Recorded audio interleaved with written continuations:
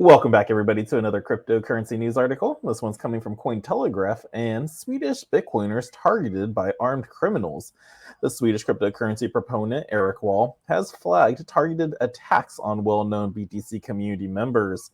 So this just goes like one of my rules I have, which is don't share how much crypto you have with anybody. It will put a target on your back. Most people aren't even keeping themselves protected data-wise. Yeah, sure, they may have a firearm, they have security and everything, but most of them don't have security on their data, which gives people easy access to their location and they know that they have crypto.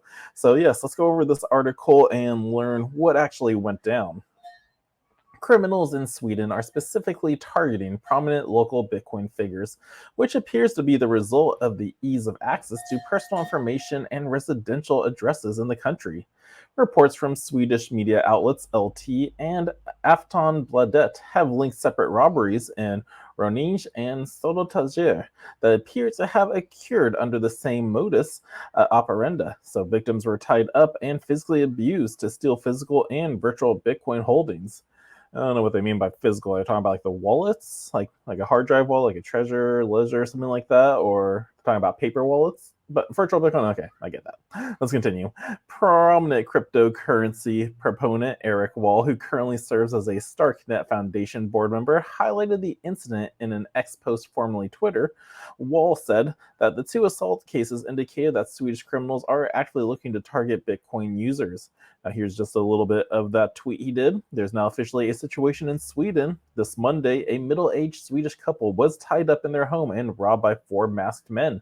They were physically abused and threatened with their own kitchen knives. They were tied up for hours, and one had to be escorted to the hospital. So that was a short of his tweet there. He goes on longer. But this Monday, middle-aged Swedish, here we go, robbed by 4 homes, masked men. They were physically abused and threatened with their own kitchen knives.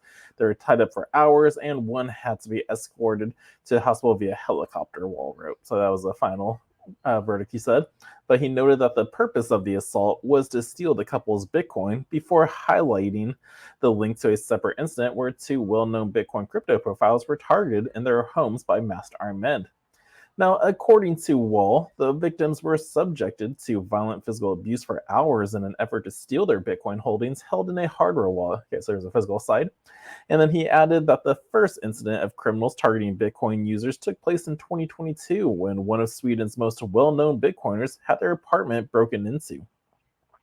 Wall also believes that criminals scour social media to identify and target Bitcoin or cryptocurrency users. He claims that a common theme of the attacks was that they took place shortly after individuals who had live streamed podcasts focused on Bitcoin and cryptocurrencies or mentioned the subject in public.